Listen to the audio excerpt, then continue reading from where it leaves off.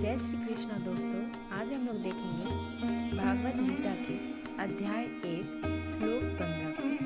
हमने अपने पिछले श्लोक में देखा था कि किस प्रकार श्री कृष्ण और अर्जुन की रथ जो है वो कुरुक्षेत्र की भूमि में आती है और वे दोनों अपने अपने शंख बजाते हैं और अपने शंख के नाद से जो कौरवों की शंखनाद थी जो बंद हो गई थी उसको कहीं धूमिल करते हुए ये दोनों अपने शंखनाद को वहाँ की जो भूमि थी उसको पूरी बुझा देते हैं। पूरे नीचे से धरती से लेके आसमान तक ये जो इन दोनों के शंख की ध्वनि थी ये गूंज उठती है और कहती है कि आओ कौरव, हम भी तैयार हैं। हमारे जो पांडव की सेना है वो भी किसी से कम नहीं है।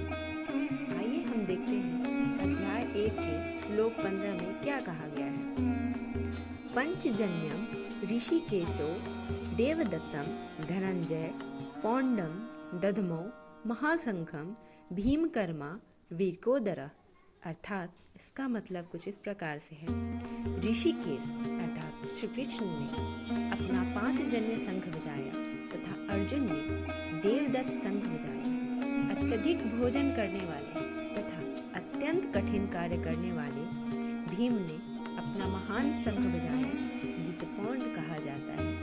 हम देख सकते हैं कि सारे भगवान के सबके शंख अलग अलग हैं, सबका नाम अलग अलग है।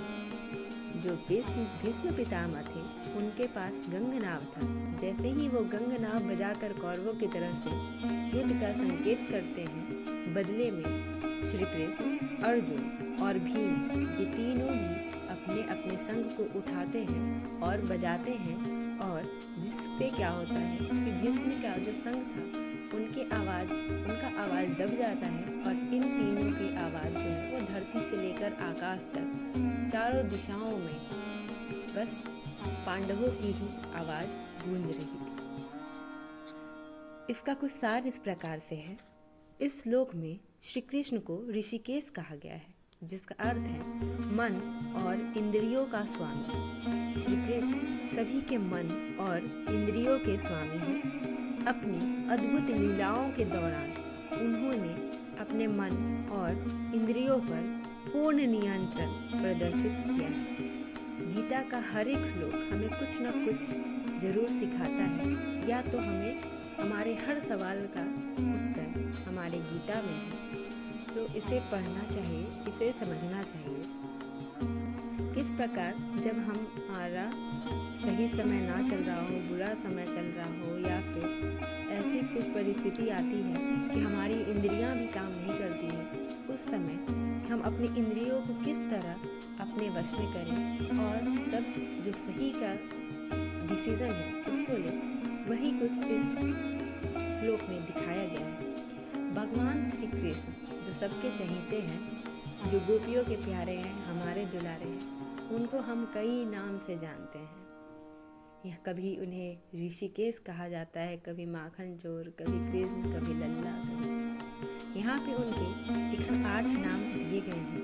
वो कुछ इस प्रकार से हैं, आप देख सकते हैं। अचिला, गोविंदा, मोहन, सत्यवचन, अच्युत, गोपाल, मयूर, सर्वेश्वर, अद्भुत, गोपाल प्रिया, आदिदेव, द्वारकाधीश, मुरली मनोहर, सत्यवत, संत, आदित्य, ज्ञानेश्वर, मुरलीधर, श्रेष्ठ, अजन्मा, हरि, मुरली मनोहर, श्रीकांत, अजया, हिरण्य गर्भ, नंद गोपाल, श्याम, अमृत, ऋषिकेश, नारायण, श्याम सुंदर, अक्षरा, जगतगुरु, निरंजन, सुदर्शन, अनादि, जगदीशा, निर्गुण, सुमेध, आनंद सागर, जगन्नाथ, पदहस्ता, सुरेशम, अनंता, जनार्दना, पद्मनाभ, स्वर्गपति, अनंत जीत, जयंत, पर ब्रह्मन, उपेंद्र, अनया, ज्योतिरादित्य, परमात्मा, त्रिविक्रमा, अनिरुद्ध, कमल नयन, परम पुरुष, वैकुंठनाथ, अपराजित, कमलनाथ, पार्थ सारथी, वर्धमान, अभयुक्ता, काम शांतक, प्रजापति, वासुदेव, बाल गोपाल, कंजलोचन, पुण्य, विष्णु, बलि, केशव, पुरुषोत्तम,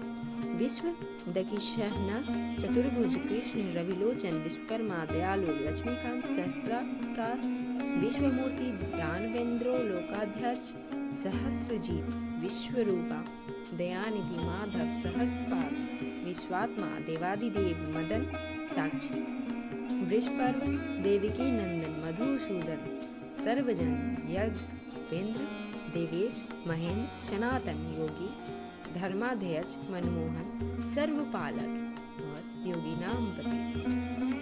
इस भगवान श्री कृष्ण के 108 नाम बस एक बार आप जप कर देखिए, जो आपके मन की व्यथा होगी, जो आपकी उलझन होगी, वो सब समाप्त हो जाएगी।